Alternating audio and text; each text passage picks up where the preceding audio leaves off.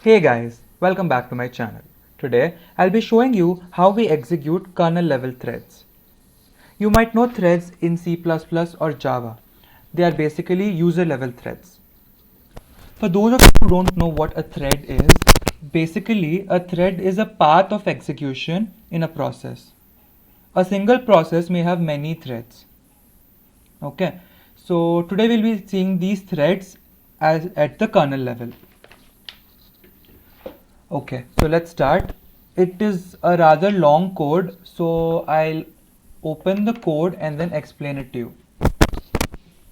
Okay, so these are the basic header files that we need, as I've already explained in my previous videos. Okay, so here we create a C structure called thread. Okay, so I'll be showing you how we simultaneously execute two threads. So here we have struct thread 1 and struct thread 2. Okay, and in one thread we'll be adding two numbers, in the other thread we'll be multiplying two numbers. Okay, so first we have to define a thread function. Here in the thread function we have int x is equal to 3, y is equal to 4. We are adding these two numbers. Print k kern info, this is the instruction that we use to print to the kernel. Then we print the sum.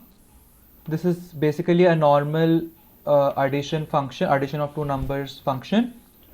So this is the function that we've written for thread 1. So we've named the function as thread function 1.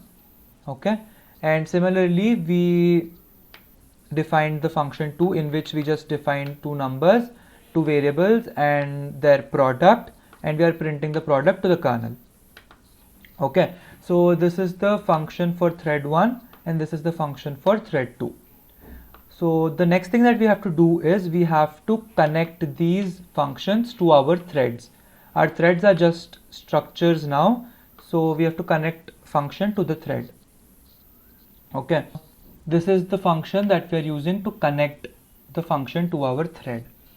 Okay, so we declare two arrays, character arrays, called our thread of 8 characters, and say thread 1, thread 2, and we are just printing to the kernel that we are in the init function.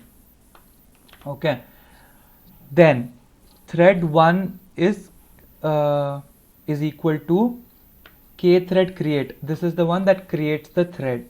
Okay, so thread 1 is equal to k thread. We've declared the thread already here as a structure.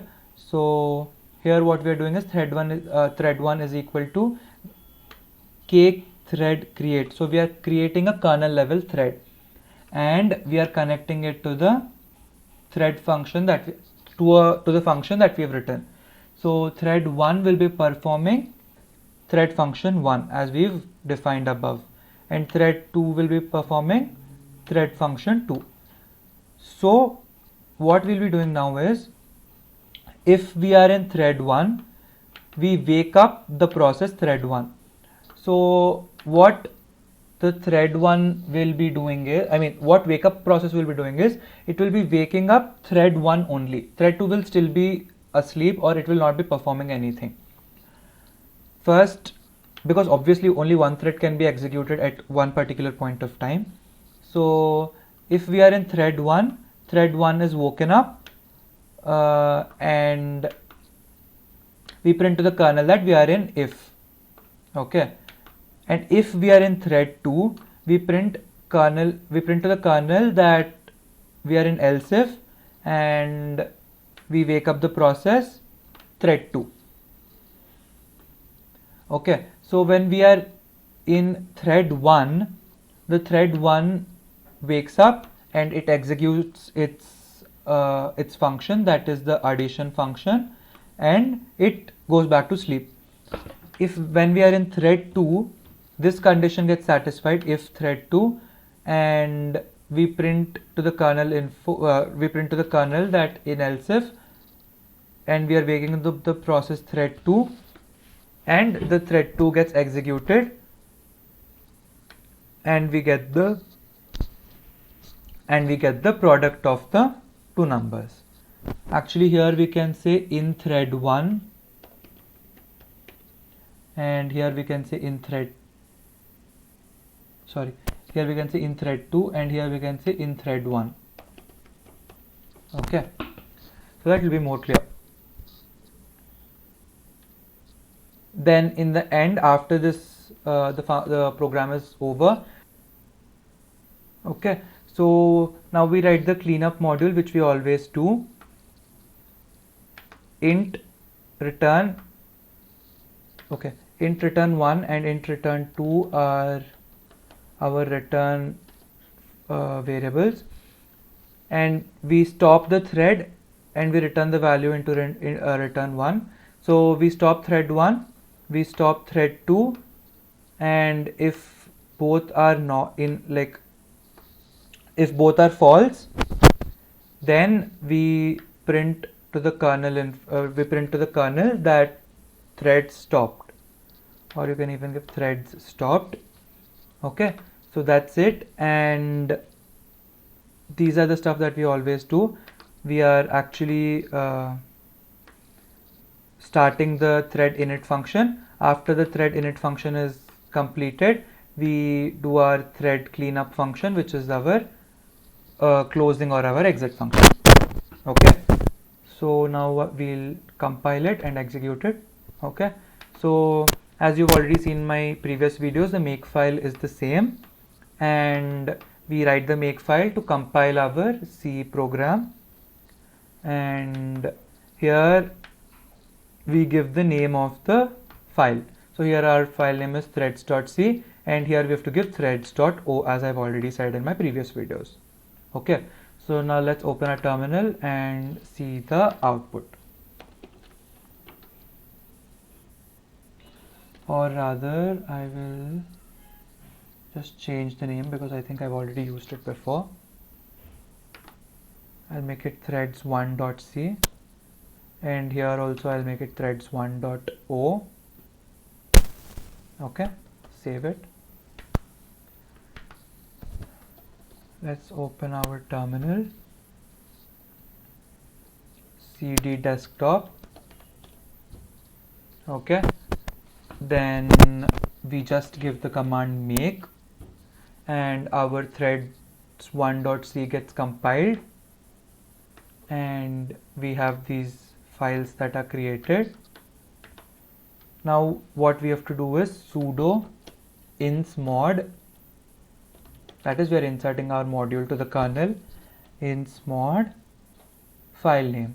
What is our file name? threads1.ko. We are supposed to include the kernel program into the kernel, so as a kernel module obviously. So we have to include the .ko. It asks for the password, we enter the password, and our program or our kernel module is inserted into the kernel. Now we have to give dmesg to see our output. So as you can see, the program starts here. It says in thread 1 when we are in thread 1, and the sum, as it had to perform the sum of the two numbers, it says the numbers that we've given is 3 and 4. So 3 plus 4 is 7. So we've got the output for that. And when it is in thread 2, we've given the product of the two numbers. 3 into 4 is 12. So this is the output that is required. We also, when we do demessage, also the previously existing executions or the outputs also come. To avoid that, you can give dmesg tail -2. So you'll get only the last 2 lines of your output. If you want, you can also give tail -4. You'll get 4 lines, or the last 4 lines of your output.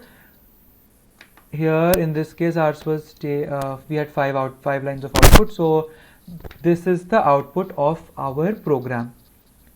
So tail -5, how many ever number of lines of output you have, or you want to show it in the terminal, you give tail -5. Okay, so that's it for this video. If you like this video and found it useful, please do like, share and subscribe. If you have any queries, please do let me know in the comment section below.